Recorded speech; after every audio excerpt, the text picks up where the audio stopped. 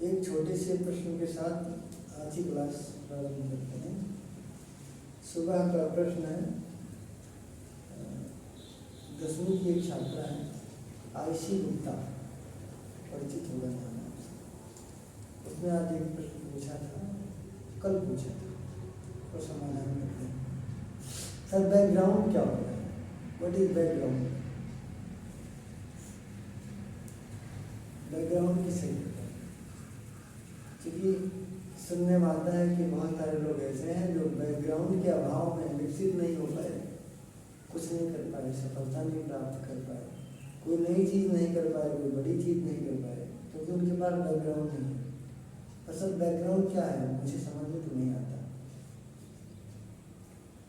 तो बैकग्राउंड का अगर आप ट्रांसलेट करें हिंदी में तो बताते हैं बैकग्राउंड का मतलब पृष्ठभूमि। पृष्ठभूमि तो पृष्ठ माने आधार, पृष्ठ माने आधार, भूमि माने जमीन। सुनिए और समझिए, जो लिखा है वो आप समझिए। पृष्ठ माने आधार और भूमि माने जमीन। अगर बीज को वृक्ष बनना हो, विकसित होना हो वृक्ष के रूप में, आधार तो चाहिए ना। कहाँ फेंक देगा, कहाँ बीज डाल नहीं हो जाएगा। तो सुने समझे, जैसे कि आप समझ लीजिए कि बैकग्राउंड का मतलब उर्वर भूमि। उर्वर भूमि कैसे? एक ऐसी भूमि जो जोती गई हो, जिसकी सिंचाई हुई हो, जिसमें निराई गुड़ाई करते हैं, जो खरपतवार है निकाल के बाहर करते हैं, सींचते हैं, खाद पानी देते हैं और भूमि को उर्वर बनाते हैं खाद डाल करके। तब जब उसमें कोई बीज डाला जाता है तो बड़ा होकर के वो वृक्ष बन जाता है, बड़ा होकर के वो फसल बन जाता है और हमको जो है फसल देता है, फल देता है, अन्न देता है। इस तरह से उसे ही बैकग्राउंड बोलते हैं। इसी प्रकार के अगर आप अपने जीवन से जोड़ें तो एक विद्यार्थी का बैकग्राउंड क्या है, उसके पीछे के लोग, आपके पीछे लोग आपके परिवार हैं, आपके भाई बहन हैं, आपके दादा दादी हैं, आपकी पीढ़ियाँ हैं, आपका घर है। जिस प्रकार से बीज को वृक्ष बनने के लिए उर्वर भूमि चाहिए, बंजर भूमि जहाँ कभी निराई गुड़ाई न हुई हो, वहाँ हम बीज डाल देंगे तो सूख जाएगा, बेकार हो जाएगा। पर भूमि उर्वर हो, वहाँ बीज डालेंगे तो वृक्ष बन जाएगा। ऐसे ही बहुत सारी प्रतिभा रूप है, हमारे भीतर प्रतिभा के बीज विद्यमान है। बहुत सारे बच्चे प्रतिभा के रूप में हैं, उनके भीतर अनंत प्रतिभाएं हैं, संभावनाएं हैं, ज्ञान है, पर बैकग्राउंड नहीं है। बैकग्राउंड का मतलब उनके पास उर्वर भूमि नहीं है। क्या मतलब हुआ? मम्मी शिक्षित नहीं है, पिता शिक्षित नहीं है, पिताजी ज़्यादा कमाते नहीं हैं, घर में पैसे ही नहीं हैं, ठीक है, तो उनको गाइडलाइन नहीं मिल पाती, पैसे नहीं मिल पाते, साधन नहीं मिल पाते, उचित फीस नहीं मिल पाती। इसी वजह से उनकी जो प्रतिभा रहती है वो बेकार हो जाती है। ये जो हमने अभी आपको बताया कि परिवार का एजुकेशन होना चाहिए, मम्मी पापा शिक्षित हों, उनके पास पर्याप्त पैसे हों, उनके पास सामर्थ्य हो कि बच्चे को गाइड कर सकें, तो ये सारा खाद पानी काम करेगा। और जब ये सब उनके पास होगा तो उनका उर्वर भूमि, उर्वर बैकग्राउंड तैयार है। और यहाँ बच्चे जो होते हैं वो बीज के रूप में काम करते हैं और बच्चे विकसित होते हुए चले जाते हैं, उनकी प्रतिभा डेवलप करती चली जाती है, वो विकास की ओर आगे बढ़ते चले जाते हैं। तो विद्यार्थियों के लिए बैकग्राउंड क्या हुआ? परिवार का उर्वर भूमि। परिवार में क्या होना चाहिए? खाद पानी के रूप में क्या होना चाहिए? एजुकेशन होना चाहिए, माता पिता का शिक्षित हो, उनके पास गाइड करने का सामर्थ्य, रुपए पैसे जो खर्चे के लिए जरूरी है वो होना चाहिए। एक व्यापारी, एक बच्चे के भीतर टैलेंट है व्यवसाय करने का, तो उसका बैकग्राउंड क्या हो? पूंजी वाला, माता पिता संपन्न हो, पूंजी वाले हो, नहीं तो सारी योजना उसकी जो है तो धरी की धरी रह जाएगी, मानसिक धरातल पर सूख जाएगी, वो जो है पौधा बनने से पहले ही बीज सड़ जाएगा, गल जाएगा, बेकार हो जाएगा। तो बैकग्राउंड का मतलब उस उर्वर भूमि से है जहाँ पर बीज बोया जा सके और उसके बाद में वो बढ़ करके वृक्ष बन सके। तो हमारा आपका बैकग्राउंड उसे कह सकते हैं जहाँ परिवार वाले शिक्षित हों, पढ़े लिखे हों, उनके पास पुत्र प्रश्न हों और जो हमें साधन जरूरी है वो सामर्थ्य साधन का सहयोग मिल पाए तो फिर प्रतिभा अपना परिणाम देके जाती है। साधनों के अभाव में कितनी सारी प्रतिभाएं बिखर जाती हैं, बेकार हो जाती हैं। 13 साल शिक्षण कार्य करते होंगे, 13 साल की अवस्था में हमने अपने आंखों के सामने ऐसे ऐसे बच्चे देखे हैं, ऐसे ऐसे बच्चे देखे हैं जो बहुत टैलेंटेड है। वो पन्ना पलटते हैं और एक बार पढ़ते हैं, कितनी भी टफ से टफ क्यों ना हो, टफेस्ट क्वेश्चन हो तब भी उनको एक ही बार में समझ आ जाता है। मैथ्स के क्वेश्चन, साइंस का क्वेश्चन, नाम लेना भी प्रासंगिक होगा। आदित्य जैसे लोग, आदित्य गुप्ता अभी कलकत्ते में बहुत ज़्यादा ब्रिलियंस है उसके पास। एक बार बस 2 बार नहीं प्रयास करना पड़ता, बड़ी बड़ी चीज़ें कम समय में कर देता है। पर बैकग्राउंड नहीं है। बैकग्राउंड ना होने का मतलब क्या? पापा शिक्षित नहीं है, पापा बाहर दे लगे नहीं, कमाते ही नहीं, गाइड दे नहीं पाते, मम्मी बिल्कुल पढ़ी लिखी नहीं है, परिवार का वातावरण ठीक नहीं है, शिक्षा से बिल्कुल दूर दूर तक ज़्यादा नाता नहीं है, तो बैकग्राउंड ठीक नहीं है। तब उनको समय से जगाए कौन? उनको कौन लक्ष्य बताए कि तुम्हें ये करना चाहिए? कौन समय से सुलाए? कौन उनको डांटे? कौन उनको अनुशासित रखे? घर की बैकग्राउंड है नहीं। फिर अगर जरूरत पड़ जाए तो कौन उनके पीछे पैसा खर्चा करे? कौन उनको बाहर भेज करके तैयारी कराए? तो ये सारी व्यवस्था पीछे है नहीं, बैकग्राउंड बेकार है। तो बच्चे की जो प्रतिभा है भविष्य में बेकार चली जाएगी, ये मैं नहीं कह सकता, लेकिन ये मान के चलिए अभी इस आधार पर तो नहीं कहा जा सकता कि कितना दूर तय करेगा। तो बैकग्राउंड का आधार है कि पीछे की उर्वर भूमि जहाँ पर हम बीज बो सकें और बीज वृक्ष तक जा सकें, जहाँ तक फसल बन करके हमको अनाज दे सकें। बैकग्राउंड का छोटी छोटी बातें करेंगे। वर्तमान समय ऐसा समय है जब चारों तरफ दृष्टि डालने पर एक ही बात निकल के आती है, जिसका नाम समस्या। और खास करके अगर ये देखें 2020, 2021, 2022 ये 3 साल जो है केवल समस्याओं का ही समय है, केवल समस्याएं। काहे की समस्या? कोई बात बची नहीं जो समस्या से अलग हो गई, सारी चीजें। शुरू करते हैं स्टार्टिंग से। एक तो यह है कि विद्यार्थी ही राष्ट्र का निर्माण करते हैं। विद्यार्थी शिक्षित होंगे, अनुशासित रहेंगे, उनकी मनोभाव तैयार होगी, ठीक होगी, तो ये मान के चलिए कि राष्ट्र उन्नति करेगा, अपना देश उन्नति करेगा, समाज उन्नति करेगा, पूरा विश्व चमकेगा। विद्यार्थी से सब कुछ होने वाला है। अब विद्यार्थी के लिए शिक्षा व्यवस्था कोरोना के कारण बिल्कुल बंद रही, हो नहीं पाई। ये बैठ करके बच्चे घर पर तनाव में, स्ट्रेस में रहे, कुंठित होते रहे, इधर की समस्या इनकी हो गई। बीमारी की समस्या का लाभ ले लें तो नई बीमारी कोरोना, उसके बाद में तीन बार में 3 तरह से वो आया, और 3 कोविड-19 से लेकर के 3 तरह के नामकरण उसके लिए तबाह करके रख दिया। वो इलाज भी नहीं मिला। उसमें कितने युवा और कितने जो है बच्चे और कितने ऐसे लोग जो समाज के बहुत काम आते थे, ऐसे लोग भी इस बीच में एक्सपायर कर गए। और लॉकडाउन की वजह से कितने सारे लोग भोजन के अभाव में तड़पे, परेशान रहे, कुछ तो मृत्यु तक चले गए। समस्या बीमारी के लिए तो इस स्तर की रही, शिक्षा के लिए तो इस स्तर की रही, राजनीति की अगर ले लें हम समस्या, तो राजनीति के लिए देखिए किसी की मनस्थिति ठीक नहीं है, बार बार वही बात दोहरानी पड़ती है। लूट मार छोड़ करके सब लोग बनना चाहते हैं। जनता के हित में कौन सा फैसला आता होगा हम आप समझ ही नहीं पाते हैं, कब क्या वो कर बैठे। अपने व्यक्तिगत परिवार की बात करिए तो कभी परिवार वाले कल्पना करते रहे होंगे कि एक साथ कब रहने का मौका मिले, कोई छुट्टी आ जाए, कोई दिवाली आ जाए, कोई होली आ जाए, साथ रह के हम रहेंगे। पर अभी एक साथ लोग हो चुके कोरोना काल में, तो जीने ढंग ही नहीं पता है।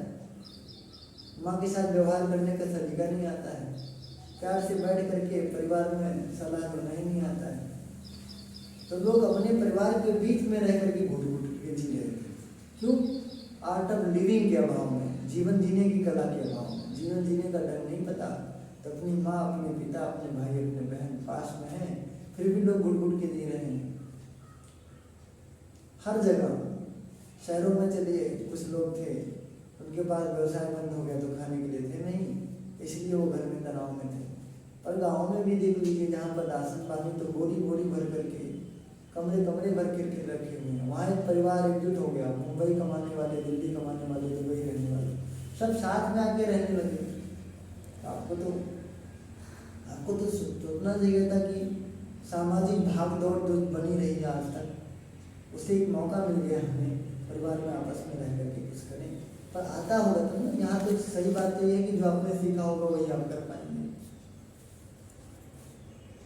जो आपने सीखा होगा। परिवार के साथ रहना सीखा ही नहीं है आपने, मैनर पूर्वक, मैनर से कोई किसी से बात करना सीखा नहीं है। घर में कहाँ का होता है, बहुत सारी समस्याएं हैं।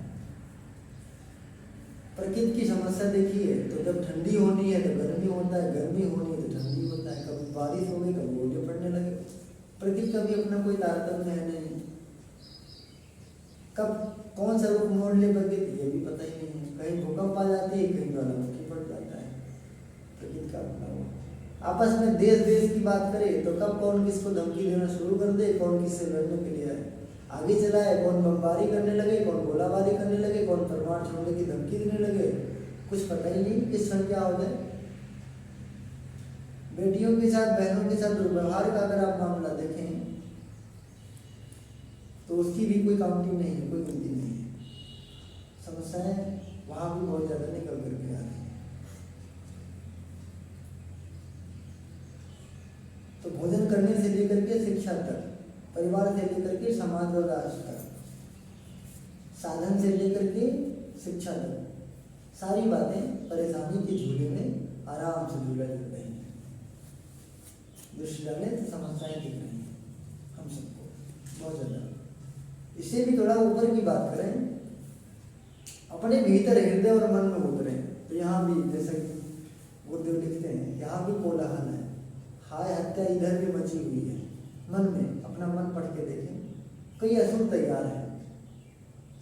कभी रावण आए थे तो पूरा सा परिवार आए थे, मेघनाथ, कुंभकर्ण और साथ में सब लोग आए थे।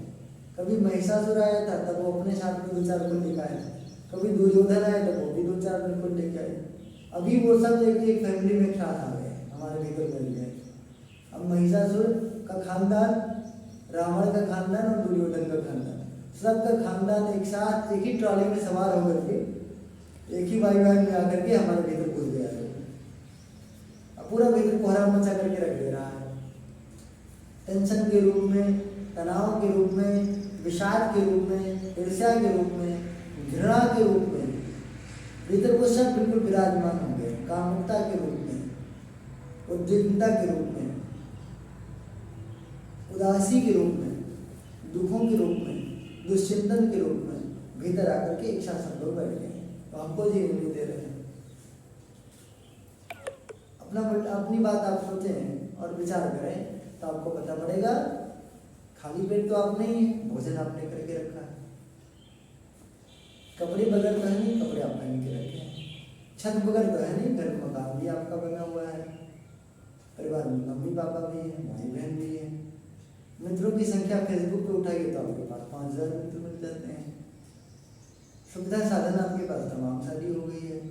फिर भी अंदर खालीपन, उदासी, ऐसा लगता है कि जैसे आपको कुछ मिला ही नहीं है। वो असुरता जो भीतर बैठी है वो शांत नहीं होने देती, वो हमेशा आपको बेचैन बनाए रखती है, बहुत बेचैनी आपको देती रहती है, बहुत बराबर देती है। घुटन आपको महसूस हो रहा है, सारी सुविधाओं के बीच में घुटन हो रहा है। अच्छा भला पढ़ रहे हैं और कब आप किसी को देख करके आपके अंदर घृणा का भाव आ जाए, आप घृणा करने लगे, कुछ पता ही नहीं है। सबसे घृणा होती है, शिक्षकों से घृणा होती है, मित्रों से घृणा होती है, अपनी खुद की माँ को भी देखने का मन नहीं करता, उनसे भी घृणा हो जाती है, पिता से भी घृणा हो जाती है। आपका जो सिलेबस है विद्यालय का, पढ़ाई से भी घृणा हो जाती है, परीक्षा से भी घृणा हो जाती है, सारे विषय से घृणा हो जाती है, उससे भी घृणा हो जाती है। जिसको आप बहुत प्यार करते हो उससे भी घृणा हो जाती है। अहंकार तो इस तरह से अंदर आ गया है, रावण के रूप में बैठ गया है कि छोटा सा काम कर लिया बस बहुत अहंकार से थोड़ी कुप्पा हो गए, वो तो रुकने का नाम ही नहीं लेता।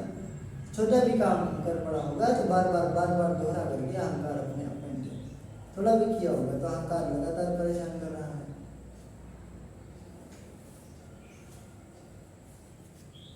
वासना का तो वो हाल है कि दृष्टिकोण को कभी वो शुद्ध रहने देने का नाम ही नहीं लेती, वो भीतर चली आई है, वो बार बार में रहती है। ईर्ष्या का वो हाल है कि अपना भाई भी अगर ज़्यादा नंबर से पास हो जाए तो बुरा लगने लगता है। स्थिति ये हो गई, अपना मित्र नौकरी पा गया, खुशी होने चाहिए, आपको तकलीफ होने लगता है। इस कदर ईर्ष्या राक्षस के रूप में भीतर आ गया है। अंदर से लेकर के बाहर तक अगर आप दृष्टि डालें तो फिर समस्या समस्या समस्या समस्या समस्या समस्या। अब बुद्धिमानी किसमें है, विवेक किसमें है, इंसानियत किसमें है? हम कैसे ये परिचय दें कि हम भी इंसान हैं? तो परिचय इसमें है कि हम लोग जो है समस्याओं को केवल देखें ना और बार बार कहें ना। जैसा कि टेलीविजन पे न्यूज़ देखिए, मीडिया पे आप न्यूज़ देखिए, अखबार उठा के पढ़िए, एक तरफ से समस्याएं भरी पड़ी हैं। समाधान 5 पेज का न्यूज़पेपर है, 8 पेज का न्यूज़पेपर है, 10 पेज का न्यूज़पेपर है, 10 में 20 आर्टिकल छपे हुए हैं, 20 के 20 समस्याएं हैं, 2 लाइन भी समाधान के नहीं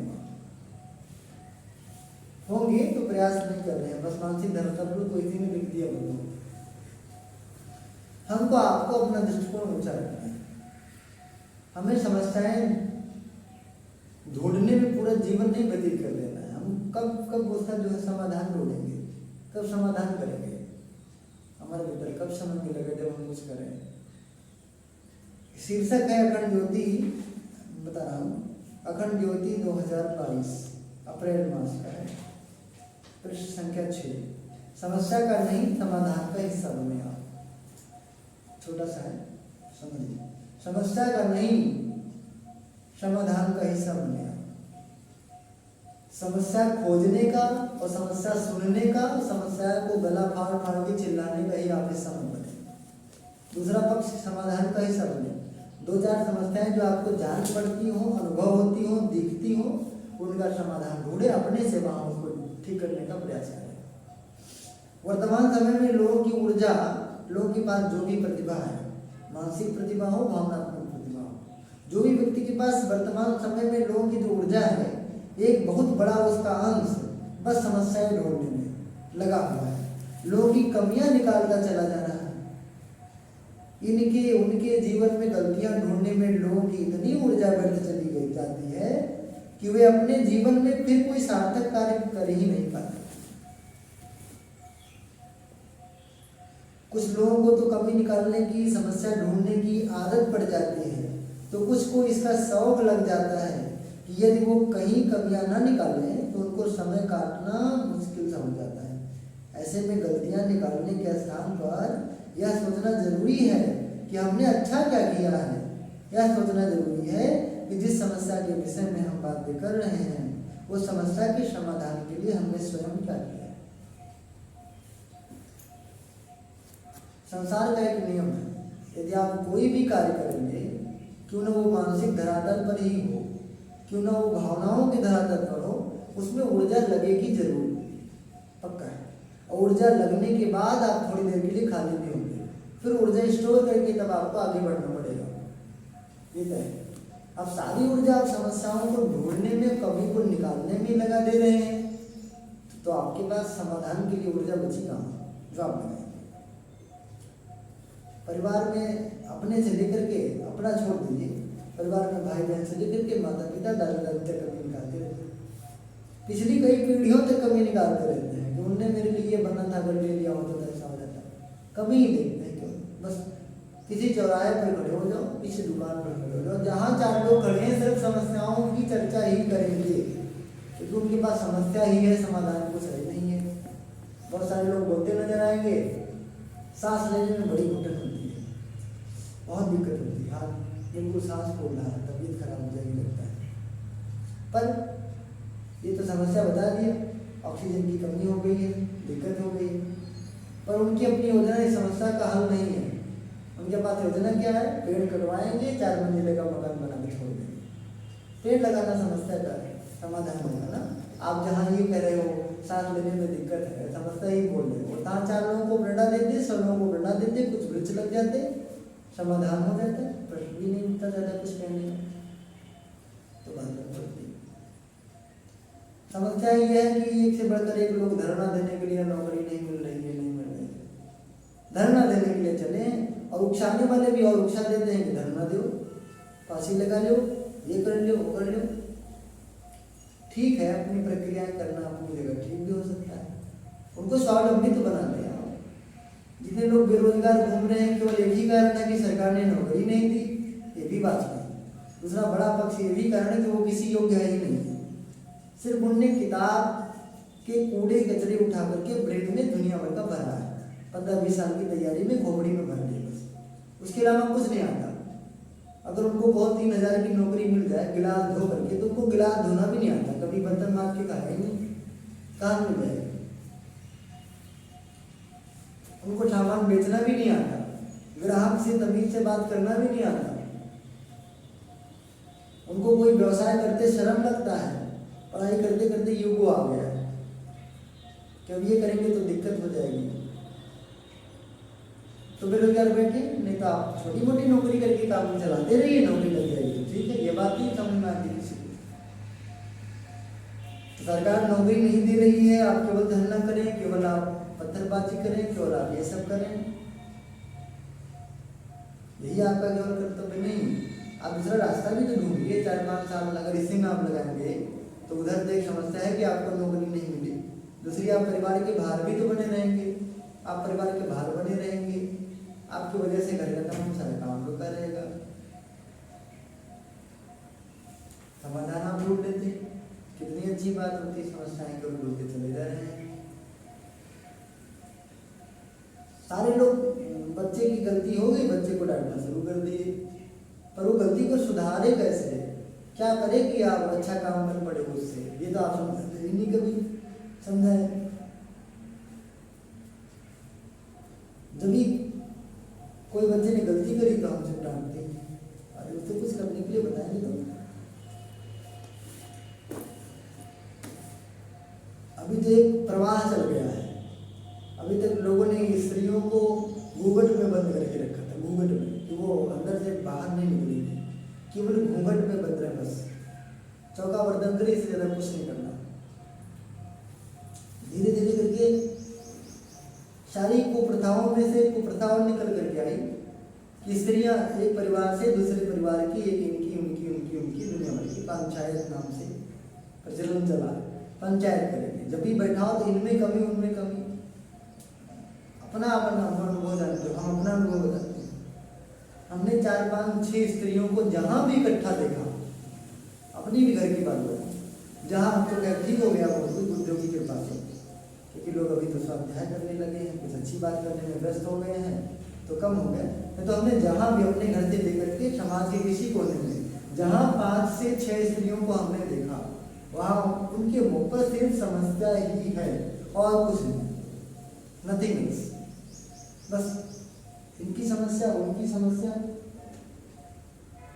सिर्फ समस्याओं की चर्चा ही है, एक दूसरे की चुगली करते फिरे, एक दूसरे की कमियां निकालते।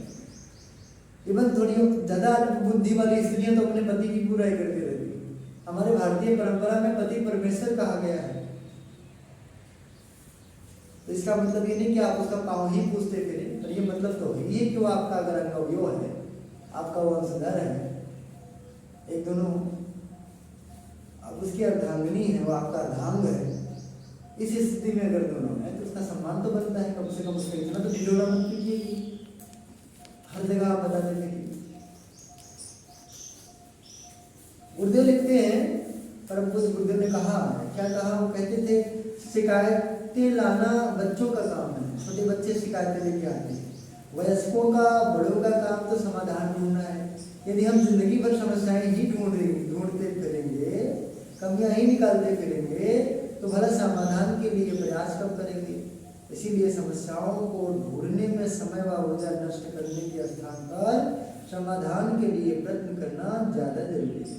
जैसे कि आप लोग करते हैं, हमारी अपनी 4 से 10 लोगों की जो टीम है, जो लोग हम सामूहिक रूप से कार्य करवाते हैं, दिखाई पड़ता है क्योंकि आज की समस्याओं में से सबसे ज़्यादा बड़ी समस्या ये है कि प्रत्येक नागरिक दुर्बुद्धि वाला हो गया है, उसको सही गलत नहीं पता है, विवेकहीन व्यक्ति हो गया है, समझ नहीं पा रहा क्या करें।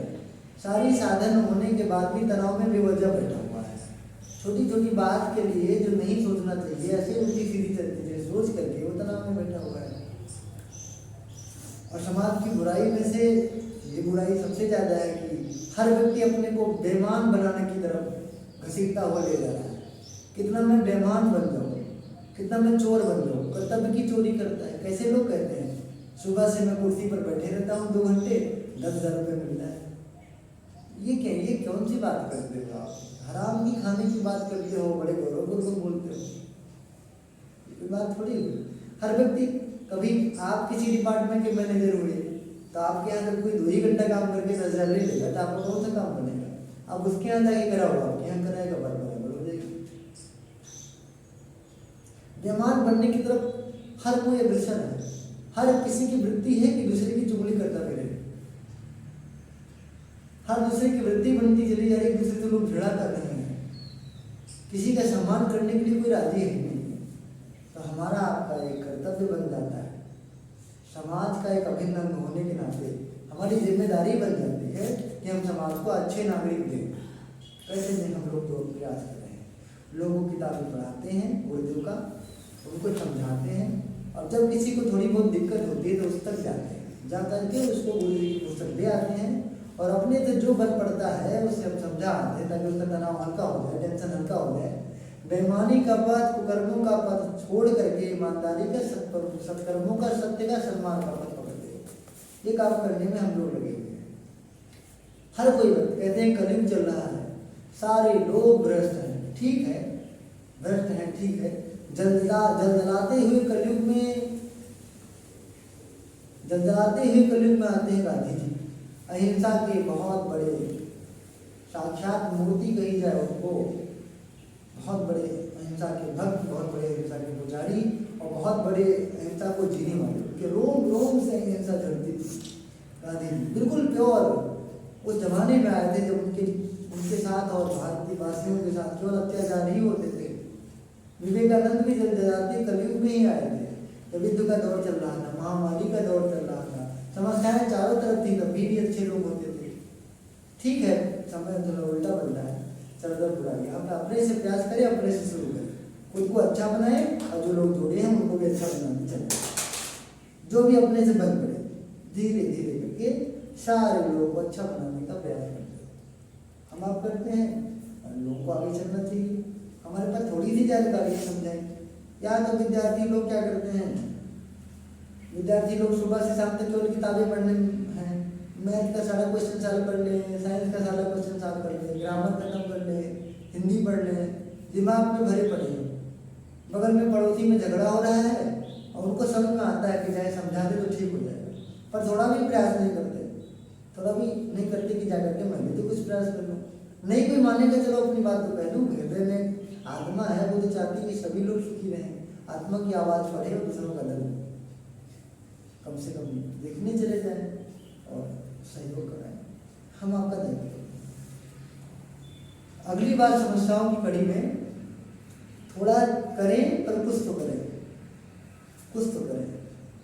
हम आप पीछे रह जाते हैं, समाधान सोचते हैं नौकरी जब पा जाएंगे तब हम समाज की सेवा करेंगे, तब हम गरीब की मदद करेंगे, तब हम कोई अच्छा काम करेंगे। नौकरी पा लेंगे, पा गए तो शादी विवाह हो गया, जिम्मेदारियाँ बढ़ गई, अब उनसे ही फुर्सत नहीं, समाज का भला क्या खा करेंगे। आपकी भी कल्पनाएं रही होंगी कि मैं ये गाड़ी लेकर के वो गाड़ी लूँगा, ये मकान छोड़ के वो मकान बनवाऊंगा, तो आप भी अपना जो है मनोकामना और महत्वाकांक्षा बढ़ाने में और पूर्ति करने में लगे हुए हैं, आप क्या करेंगे?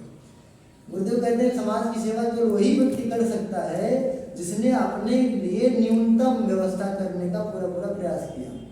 न्यूनतम, अगर आपका 2 ही कपड़े में काम चल सकता हो तो तीसरा खरीदने के बारे में आप बहुत सोचबे नहीं करेंगे, बिल्कुल नहीं सोचेंगे। अगर आपको दाल चावल रोटी सब्जी में आपका गुजारा हो जाता हो तो आप ऊपर से अचार खाने की बात मत सोचें, ये भी आप मत सोचें।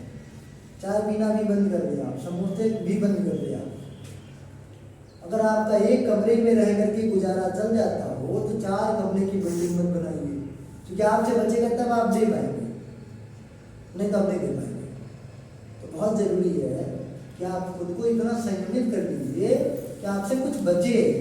आपकी स्थिति तो ऐसी हो गई है कि अभी आप 10,000 कमाते होंगे, उसकी संख्या 1 लाख हो जाए तब भी आपकी व्यक्तिगत महत्वाकांक्षाएं नहीं पूरी, तो आप क्या करेंगे समाज का बदला? और दूसरी बात ये, आपका चिंतन सकारात्मक हो, अपने आप को प्रामाणिक बनाया हो तो ठीक बात है। थोड़ा करें तो कुछ तो करें। कई लोग समाधान तो ढूंढ लेते हैं और उस पर कार्य भी करना चाहते हैं, भीतर से एक भूख आती है कि मैं ये करूँगा समाज के लिए, परंतु वे उसके लिए इतना ज़्यादा समय मात्र योजनाएं बनाने में लगा देते हैं कि उसके क्रियान्वयन के लिए उनके पास न समय बच पाता है और न सामर्थ्य बच पाता है। सुबह से शाम तक दिमाग में प्लानिंग, ये समस्या का ये हल हो गया। हमारे भी रिलेटिव बहुत सारे हैं जो हमसे जुड़े हुए हैं, अपने घर से लेकर के जो है सीएम कार्यालय तक, पीएम कार्यालय तक, पूरे भारतवर्ष की 90% समस्याओं का हल वही गोबरिंग चल रहा है। कलम कापी दे दो और शाम तक वो पूरी समस्याओं का हल दे देगी। तो लोग करे क्या और करेंगे क्या या करते क्या है, इसका जवाब पता लगाओ तो कहोगे अभी तो करने के क्षेत्र में कुछ नहीं हुआ है। लंबी योजना और लंबी ऊर्जा उनकी इसी में बेकार होती चली जाती है। इसलिए ऐसे में जरूरी हो जाता है कि हम थोड़ा ही करें और कुछ तो करें। भारतीय संस्कृति जिस उत्कृष्टता की बात करती है, यह उसे ही अर्जित करने का एक महत्वपूर्ण आधार का है। हम थोड़ा तो करें, कुछ तो हम आप जो लोग कर रहे हैं वो तो वही है गिलहरी वाली बात, गिद्ध गिलहरी बंदर वाला सहयोग है। हमारे पत्थर फेंकने से पुल थोड़े बन जाएगा, गिलहरी के पूंछ में बालू लपेट करके पटकने से पुल थोड़े बन जाएगा, जटायु के रावण के आगे फड़फड़ाने से थोड़े सीता जी वापस चले जाएंगे, रावण का अंत हो जाएगा। नहीं, ये सब नहीं हो जाएगा। पर जो उनसे बड़ा बोलने किया, केवल सबरी के इतना बता देने से कि वहाँ हनुमान जी मिलेंगे, इतने से सारा कुछ नहीं हो जाएगा। पर वो रास्ते में थी, उनको इतनी ड्यूटी थी, चलो राम जी आएंगे तो मैं बताऊंगी इधर हनुमान जी रहते हैं, करो सुग्रीव रहते हैं। पर जो जिसको दायित्व मिला करे तो थोड़ा ही करें, थोड़ा ही करें। अपने परिवार का चिंतन भी कर लें, अपने परिवार में प्यार सहयोग सदाचार बढ़ाने की कोशिश करें, मित्रों को समझाने का प्रयास करें, पुस्तक के माध्यम से, स्वाध्याय के माध्यम से कुछ तो करें। करेंगे तो कुछ बन पड़ेगा, नहीं करेंगे समय बीत जाएगा। कल की सोचकर वर्तमान न बिगाड़ें, हृदय लिखते हैं, कल की सोचकर वर्तमान न बिगाड़ें। देखिए, परम पूज्य गुरुदेव कहते थे कि बाल्यावस्था, युवावस्था व वृद्धावस्था मानसिक अवस्थाओं के नाम है, शारीरिक अवस्थाओं के नहीं। गुरुदेव का अपना जो दृष्टिकोण था, उन्होंने कहा जिसे आप बाल्यावस्था बोलते हो, जिसे आप युवावस्था बोलते हो और जिसे आप बुढ़ापा बोलते हो, वृद्धावस्था बोलते हो, ये सब मन की स्थिति के नाम है, मन की अवस्थाओं के नाम है, न कि शरीर की अवस्था। कहने का क्या तात्पर्य था, आगे लिखा भी है, शारीरिक, उन्होंने लिखा है कि वे कहते थे कि जो आने वाले कल के सपने देखने में व्यस्त हैं वो तो बच्चे हैं। बच्चों का काम क्या है, चिड़िया उड़ते देखा, मम्मी से बोलते मम्मी मैं जहाज लूंगा, पायलट बनूंगा। बंदूक चलाते देखा, मम्मी मैं बंदूक लूंगा, सबसे पहले पापा को मारूंगा, पैसे नहीं देते। बंदूक की कल्पना होगी। दूल्हा बनूंगा। हमारे छोटे भाई ब्रजेश, बगल की एक दीदी रहती थी, तो कहते थे कि मैं इनसे इनसे ही शादी करूंगा। और जेल, शादी में जेल लूंगा, जेल, बेड नहीं बोल पाते थे, जेल, शादी में उनको जेल चाहिए, जेल, तो बेड नहीं बोल के जेल बोलूंगा। शादी करने की कल्पना ही करता रहता, कल्पना ही करता रहता। मैं प्रोफेसर बनूंगा, मैं टीचर बनूंगा, ये सब सोचना, केवल कल्पनाएं करना, शेख चिल्ली की तरह केवल योजनाएं बनाना, ये सिर्फ बच्चों का काम है। जो उम्र में ज्यादा हो गए हैं और अभी केवल कल्पना बना रहे हैं, नियम बना रहे हैं, प्लान कर रहे हैं, सारा प्लान डिजाइन कर रहे हैं, वो अभी बच्चे हैं, बड़े नहीं हुए। बुढ़ापे लोग जो उन्होंने किया है वही दोहराते रहते हैं। बुढ़ा जो बुजुर्ग हो गया है उनका परिणाम ये है, उनका जो लक्षण ये है कि वो घटनाओं को दोहराते रहते हैं। हमारे बाबा जी होते थे, वो बताते थे कि दिल्ली में हम कौन सी रोटी खाते थे, कौन सा साग खाते थे, और रोज बताते थे, कोई ना कोई घटना बताते थे, वही दोहराते भी थे, उससे उनका जी नहीं बनता था। तो बुढ़ापा, अगर आप इसी उम्र में 22-23 के हैं आप, और इसी उम्र में बता पड़े आप जो कुछ किया वो रोज बताते रहते हैं, बखान करते रहते हैं, बोलते रहते हैं।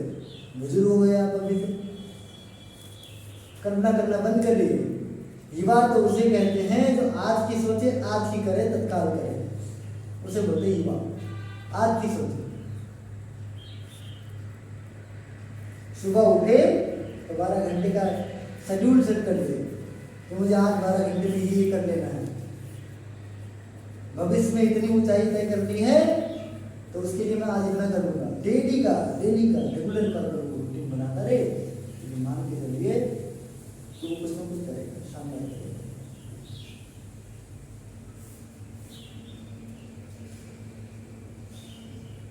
तो हम लोगों को प्रयास करना चाहिए, पूरे जो भी हमने आज का क्लास लिया, सार संक्षेप यही है कि पहली बात तो यह है कि हम समाज में केवल बुराइयां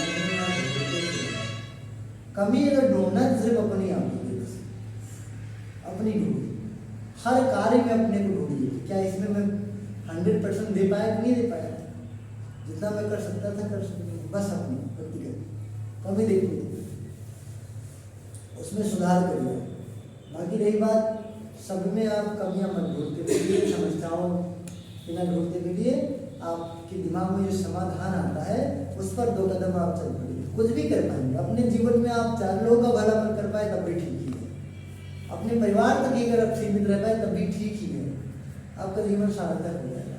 पर आप कुछ कर लेंगे तो, अगर आप दिमाग में केवल योजनाएं ही बनाते रहे, दूसरों की कमियां निकालते रहे, दूसरों की चुगली ही करते रहे, आपसे बड़ा बेवकूफ सृष्टि में शायद कोई हो। और आप खाली हाथ आए थे और खाली हाथ मरेंगे, कुछ लेकर ना आए थे, ना कुछ देख जाएंगे, और ना कुछ समाज को देख जाएंगे। क्या आपसे लाभ लेगा समाज? तो जब अभी पता लगा, स्थिति ये होती है कि अगर मैं बीमार हूँ, मैं दुखी हूँ, मैं परेशान हूँ, और जा करके किसी से कह दूँ भैया मेरे पेट में आज बहुत ज़्यादा दर्द हो रहा है, तो कहे 1 सर में दर्द हो रहा है, 2 आप बताइए, 14 की वो गिना देगा, लाद देगा आपके ऊपर।